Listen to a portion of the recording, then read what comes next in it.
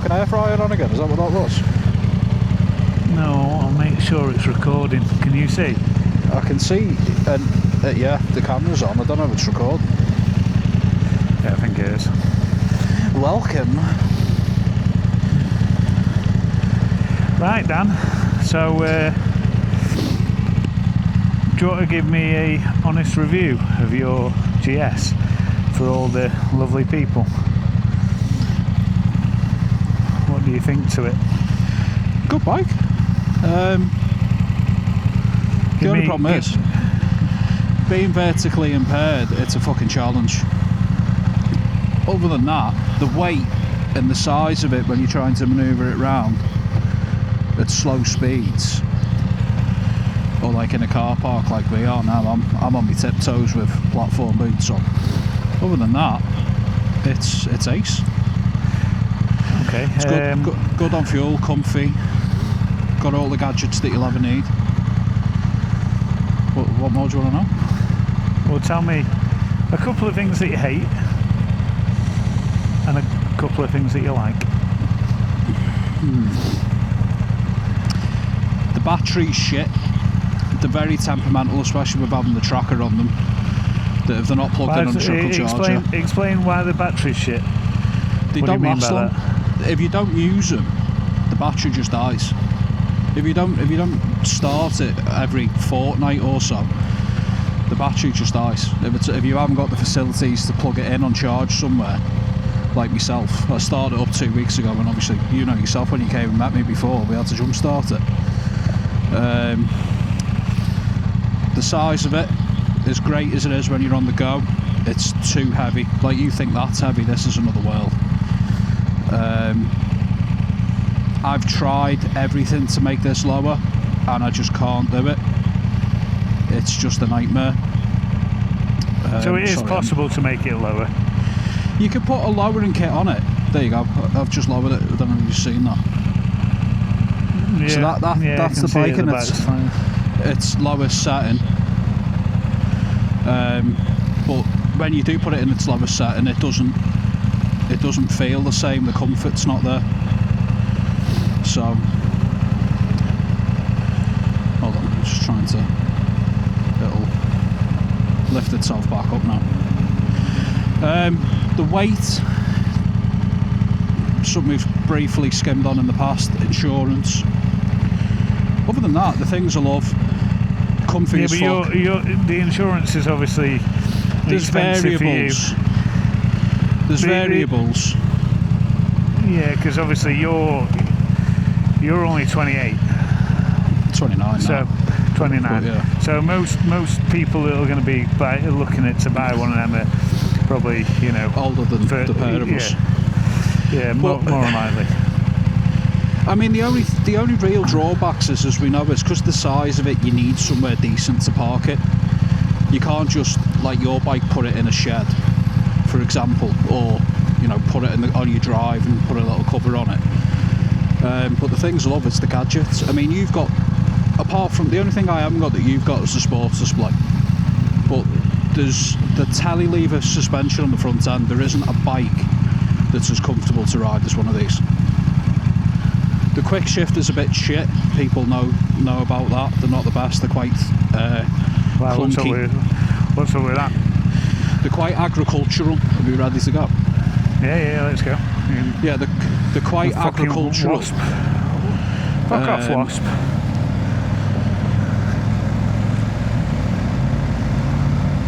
But yeah, I mean, as a bike, if you... So, would you, because you've owned that bike for, what, 2 years now? Nearly, yeah. Yeah, nearly 2 years. So 2 years, how many miles have you done on it? 3,000 and something. Well, not a lot, really. 3,000 and something. Okay. Yeah. So,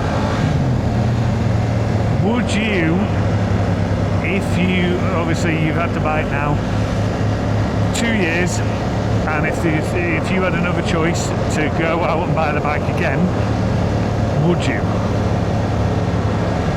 Yeah. And would there be another bike where you think that would compete? I mean, yeah, there's bikes that compete, but it depends what you want it for. I mean, the logical thing to do, if you wanted a BMW and you want a bike, there's only two other bikes I think that can compete with this, but they're not adventure bikes. You've got the S1000XR and you've got the Yamaha MT10. If you want a bike that you can go to, it's got all the gadgets, it's comfortable, it's quick, I think they're the only other bikes to consider, personally. I mean, your bike's great, but an MT10 and an XR are still bikes that you can slap a set of panniers on and go and do a fucking 3,000 mile bike holiday on with no problem. Yeah, it's yeah, that's it. It's so for you, obviously, there's room for improvement with it. You know, it's not. Yeah, it's a really good bike. It's a very good, very capable bike. I mean, anyone knows that you don't buy a GS to go off-roading. I mean, this is an adventure, but it's not, you wouldn't go fucking, what's it called? Where they all go green line, is it TTE or something or another? The TAT? Right. Where that's what you do on an enduro bike. This bike, it will go off-road. They are very capable, but this is designed for, you put all your panniers on, and I mean that holiday we were meant to do this year that never came to fruition, but it's, you throw all your luggage on it, you get on the motorway, you've got cruise control, you've got heated seats, heated grips, and you just sit back and relax. But it's not, I mean, you've seen me annoy a few people on sports bikes when they think they're quick. This will go round the corner. It's not a knee down bike, but it will still fly if you need it to. Okay, so we've covered on pardon me, we've covered the weight. The weight is obviously an issue. Oh, it's horrendous. Pardon me. Yeah, obviously the weight's an issue, but it's going to be, because, you know, I mean, it's... Yeah, well, I put this on a weighbridge. It's a boxer engine, right? Yeah. 1250 boxer. Big thumper. It's a good bike. Yeah, it's... So, give me a couple of things that you enjoy about it. Oh, for fuck's sake. Someone's calling. I know. Is that Answer. you? Hello? Someone's knocking at your door. Oh, nice. You got your trainers. You did swimming. Oh, well done, babe. That's amazing. I'm glad that you got new trainers, though. Hey Siri, play Spotify. Well, tell Mummy I tried to I tried to take my trousers back, the ones that I'm literally wearing. No, well, he was like, no, I'm sorry. He was like, no. And then, yeah, so he said, if you buy a new pair, I'll give you a really good discount on them. And I was like, I'm not spending any money. So, I was like, but these are, you know, it's getting a bit ridiculous now. Anyway, so I've now got a pair of braces that he gave me a discount on. Yeah. So, and Dan's been laughing at me because I'm wearing braces.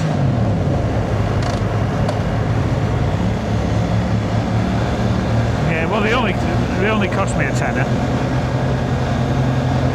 At the moment, we're on the way to Stoke and then back home. Yeah, I don't know what time I'll be back. Probably about maybe between between 12 and 1. Yeah, both of us, I think. Well, unless he says that he don't want to, but because it's pretty cold out today, so it's pretty cold. But hey, that should be a bit whingy.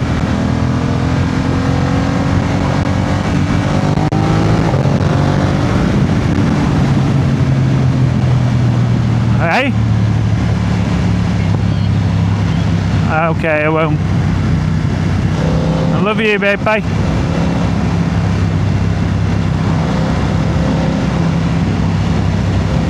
Hello?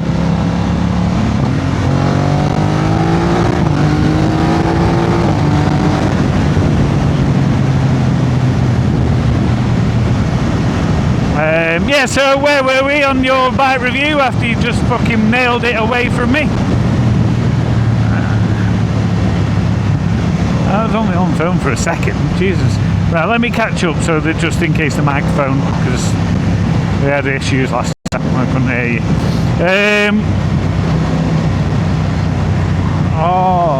Right, yeah, so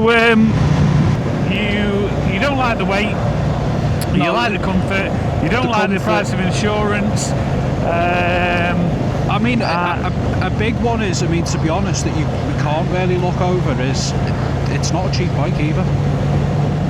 Well, yeah, I mean, yeah, true. I got an end of run 1250s, the 1300 came up, but this was still 21 grand. Yeah, it's not cheap. But then it's a lot of bike for the money. I'll tell you one thing that I don't like, and you'll agree with this with your bike, is the stupid keyless thing. The keyless start, because you put the, if you don't have the key in your pocket, like I've got mine in the tank bag now, and it kicks off and tells me the key's not near the bike. That's yeah, but just I always have mine. I don't get that issue because it's always in my pocket. But I can imagine, yeah, if I had a thingy. But yeah, I've not noticed that for mine. But so, will you ever buy another? Because you're getting rid of it in January for something else. But yeah. Would you ever go and buy, in the future? Because again, you're only 28. So, would you ever go and buy another one in the future? Do you think you would ever get another one? Yeah. I think the honest answer is I'm a bit too young to have the bike like this. It's in your videos you talk about it, don't you? Obviously being a new rider and what you think of your bike is, and so on and so forth. This bike is phenomenal. There is, I mean, there's the argument, do you buy an Africa Twin, do you buy the Yamaha, whatever that is, the Tracer something or another, or do you buy a sports tourer, a Z1000 SX, whatever. In all honesty, I do think I might have peaked too soon with this bike. I think I've gone from a sports bike to the no in between. Yeah. And so you wouldn't recommend that unless they were literally looking for that kind of bike? Yeah, I think the problem is this bike suits what I think I want out of a bike, but the reality is completely different. The reality is we don't go away on bike tours every 5 minutes. We don't go camping every other week, which is what these bikes are for, really. I mean, yeah, they're great for commuting on, dead comfy. I mean, this is the Range Rover of bikes, but I don't need it. I don't think a lot of people need it. I think they need to experience stuff like that F900. That's a phenomenal bike for not a lot of money if you want a brand new bike. And I think people should really think twice before they buy one of these. But the maintenance costs for being a BMW, which your bike, if you need a chain and sprocket, £180 with labour. These are a drive belt and they're always covered under warranty. You don't have to worry about greasing chains. The maintenance is brilliant. They don't need much. That's a positive, though, isn't it? It is a positive, yeah. I mean, if you want a bike that's low maintenance, I say, look, it's a contradiction though, because it's low maintenance and service it, but it's like having a needy child. If you don't go and put it on a trickle charge and you don't go and show it love and attention, it just goes, no, battery's dying and I'm not starting, and that's the end of it. And it's a bit frustrating because I think, like a lot of the viewers that you've probably got, we want bikes that we can go out and use on a weekend, have a bit of fun, and put them in the garage and not worry about them. Do you know what I mean? Yeah, and this is obviously this is going to be for just a, an out there video, because obviously you're getting rid of it. So should we go to Nantwich? Yeah, if you want, wherever. Yeah, fuck it, why not? Well, fuck you, Tesla. It's all right, you can get it. Yeah, no, he slowed down. He slowed down for me. Good lad. I forgot where it was. No, it's see, the thing is, it's hard for me to explain it, doing it with your camera on, than it is to me talking to you. I'll tell you the one good thing about this. Just tell me. Yeah. Well, listen, I don't care. You don't work for them, right? And if you don't like the bike, BM just like, we'll never give it him finance again. But fuck him. If you don't like the bike, or it's something that you don't like about it, no matter how petty you think it might be, that might help someone in a decision where they go, oh, I don't want to buy that bike anymore. Do you know what I mean? Or I want that bike because it has that. Do you know what I mean? Yeah. So as honest as it can possibly be, short, sweet, honest, that's what people want. Do you know what I mean? Because you see all these reviews of people like going, oh, well, it has 128 horsepower. Right, well, how does that, how much fun is that? Do you know what I mean? Because the CBR 650R, it's been back before I did this, had very similar horsepower to the F900, but they're completely different fucking bikes. Yeah. Do you know what I mean? They're nowhere near each other. So that's what I'm talking about. Just pretend I haven't got the camera on, and then just tell me what you actually think. I know you pretty much are doing that, but yeah, you do love it. I love this bike. In an ideal world, I think a bigger external factor is, for me and you, is our jobs. And I think that's the key issue with this bike. Because of what we do, I don't even know where we're going here. Because of what we do, this bike needs to be in a garage, on charge, all the time. We don't have the opportunity to work 40 hours a week and, you can just go and get the bike out when you feel like it. Okay, so what you're telling me is that bike is suitable for someone who's semi-retired or retired, right? Or has someone who can use a bike as a commuter, that wants a big comfy bike. Yeah, basically someone who can get use out of it. Yeah. Then you would you recommend the bike at that point, or would you still look at an MT-10 or the other bike that you mentioned, whatever it was, can't remember what it was now. I think it's always a bike that should be a contender. I mean, there's a lot of people that do 30, 40, 50,000 mile a year on the bike, and they tend to have a GS because they're reliable, they're comfortable. There's no, I mean, can you think of another bike on the market that you can buy? Brother. Give us a big head nod. Can you think of another bike on the market today that you can go and buy that's got cruise control, heated seats and heated grips, and a decent TFT display, and a quick shifter, and comfy suspension? Yeah, that BMW, is it the F900R? No, that doesn't have it. The other one, that fucking, they made an M series of it. What, the M1000 XR? Yes, the XR. Yeah, the M1000 XR. But the XR is a sports tourer. It's stiffer than this. It all depends on what you want, I think, is the honest answer. I mean, if it was me, right, so, because obviously all people are different shapes and sizes. Would you recommend that bike for a bigger lad or a bigger 100%, lady? yeah. Right. Okay. I think if you're like a leprechaun, yeah. So you're I'm vertically impaired. Yeah, you are vertically impaired. You're a little tiny little man. So would you recommend that? I mean, saying that, I'm fucking just as You're short. the same height. Actually, no. I'm actually taller, you fucking prick. No, you're not. Stop swearing. Naughty boy. Yeah. Well, would you recommend that for a smaller individual? If you're willing to put up with the weight and you're going to get a lowering kit, then yeah. But I mean, they can tailor it to a smaller person. Yeah, it's going to cost you more money though, isn't it? Yeah, it costs you more money to be a dwarf and have one than it does to be 6'2", and you can get on it no problem. It's okay. And then obviously you're under 30. Yeah. So your insurance is astronomical for that bike as well. Considering the bikes I've had, yeah. And then it's.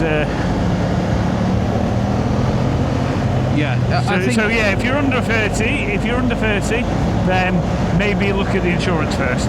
Yeah, I mean, if we're going to be transparent, anyone who buys this bike is aware they are the most stolen motorbike in the UK by no stretch of the imagination. It's out and out a fact, and that does play a big part in someone's buying process, I'd say.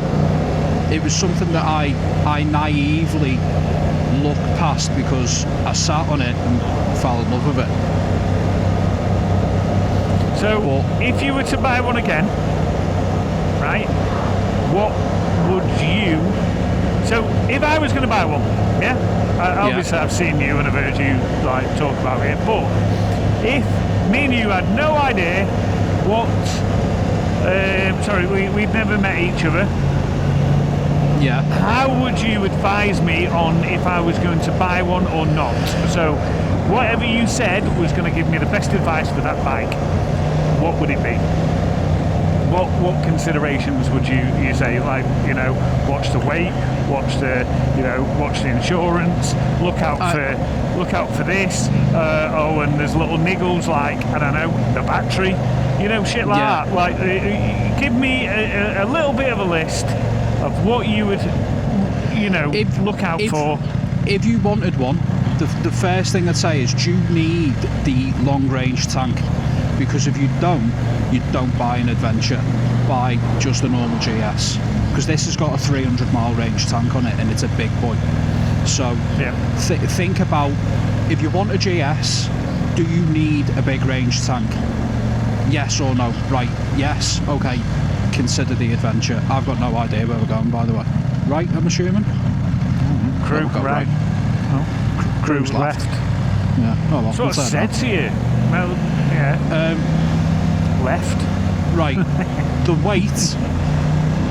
You didn't see that. I'd say check. I should turn around there. Why are you turning? What? Should we turn around? Turn around? No, just fucking go. Oh no, we'll just get lost. We're not even going to Crew. I don't know. We're going to Stoke. I'd say the weight, you definitely need to try one out. Don't just sit in it in the showroom, take it for a test ride, which I didn't do. See how you feel about the weight. Actually check the insurance, because the big thing for me was I ran a quote on a 2020 model when I bought this, and the price difference between them two is astronomical. So do a proper job when you're looking into it. Yeah, it's like when you were 18 and you were buying a car, you had to actually check the insurance before you bought the thing. Whereas now you just go, it'll be alright, whatever. But check the weight, make sure you're comfortable with it, because it is heavy, and when it's got a full tank of fuel, you know about it. Especially if you're thinking about touring and putting luggage on as well. because it's only going to get heavier. They are a top heavy bike. The insurance, and the honest thing is, you need the tracker, you need the light locks, you need a disc lock, you need the ground anchor and chain. Because, I mean, let's be frank, if they want a bike, they're going to take it, but the best thing you can do is make it secure.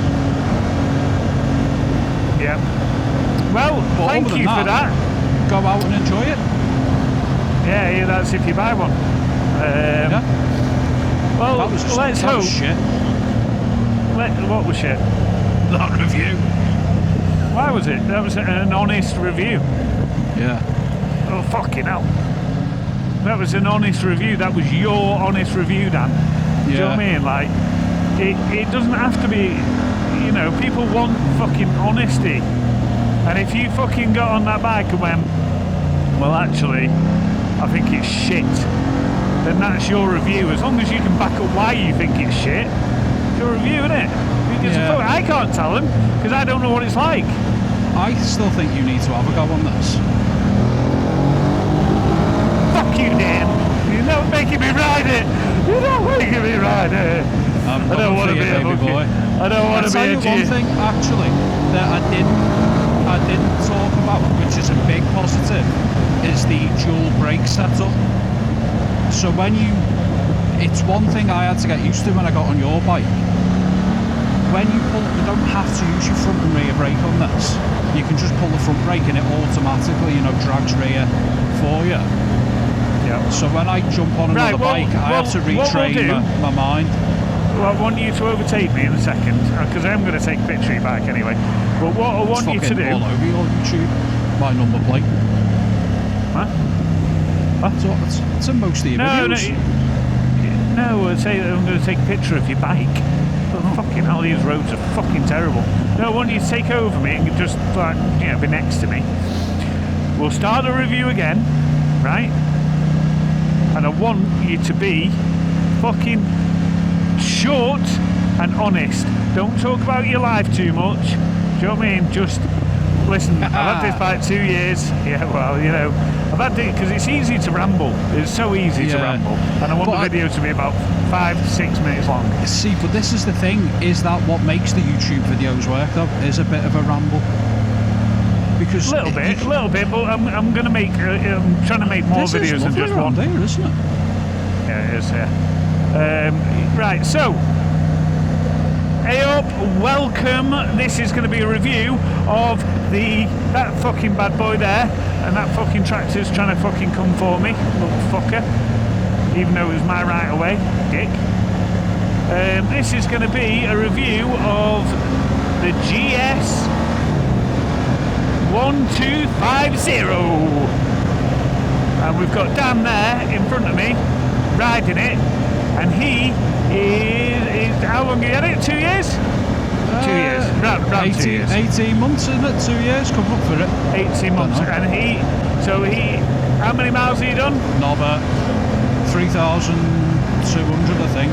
3,200 miles. Okay, so he's going to give us a quick things that he likes about the bike and a few things that he does not like about the bike. For anyone who's thinking about buying one, or maybe you have one already, I don't know. It is a BMW, so kind of staying on track with the F900, but you're never going to be a bike as good as this. Anyway, so right, Dan, over to you, mate. Give us a couple of things that you like, a couple of things that you don't. Straight off the bat is the comfort, second to none. I don't think there's a bike that can be as comfy.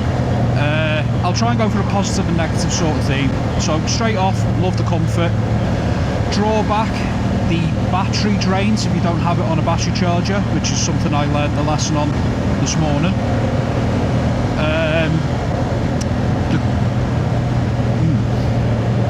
Positive now. Positive, yeah. I was going to give another negative then, that's why I confused myself. Stumbled on my words. Badger there. Badger roadkill. Heated seats, heated grips, phenomenal. Especially on a day like today. I mean, I've got like an idiot. I've got a mesh vest on, but my bum and my hands are very toasty, which is making it more enjoyable. A negative, the quick shifter. Anyone who knows anything about GSs will tell you the quick shifter is clunky. It's agricultural. It's not as you know, like your bike where you change gear, you get a nice little clunk and a pop from the exhaust. This is quite a slow thing. It still works, it's just GSs being GSs. TFT display, again, you've got the same one. The rider modes, the fact that it can go around the corner as well as your... Wow, there they are. Do you know where we are? Yeah. It goes like a bastard.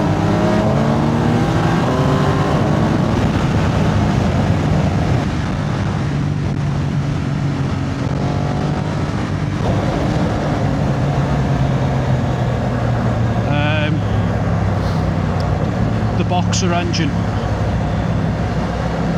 That's your first bike that's not an inline four, isn't it? Yes. So you're starting to understand, like a twin, it's quite torquey rather than a slow progressive power. Should we go straight on to Middlewich? Sure. Pretty sure we just come through Middlewich. I don't know where we came from. Here. Yeah. No, we'll go this way actually. We'll change my mind. Oh, for fuck's sake. Yeah, they're a dream to ride.